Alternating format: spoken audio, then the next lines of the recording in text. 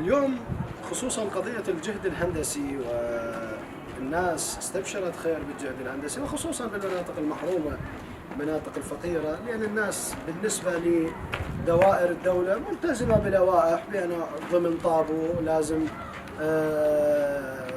هاي المناطق طابو من ضمن المرتسم، يعني بهذا الإطار.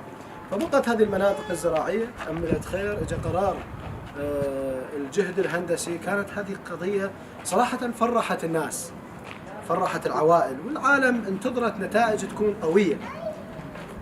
اكو جهد، اكو جهد، اكو عمل، اكو عمل، لكن مع الأسف في بعض المناطق العمل مو بالشكل الصحيح. مثلا هنا في قضاء الحمزة بالتحديد في منطقة البستان، مثل ما جاي يشوفون واحنا نمشي، يعني بعد 50 متر تقريبا او اقل من هذا 50 متر الجهد جاي يشتغل هنا.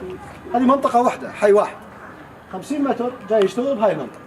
نمشي هذه المنطقة الثانية اللي هي من ضمنها، اللي هي ضمن الزراعي، اللي هي ضمن وضعية الجهد الهندسي، اللي هي المفروض مشمولة بالجهد الهندسي. منطقة هذا شارع رئيسي، هذه أحياء فرعية، هاي اللي موجودة قدامكم جاي يشوفونها.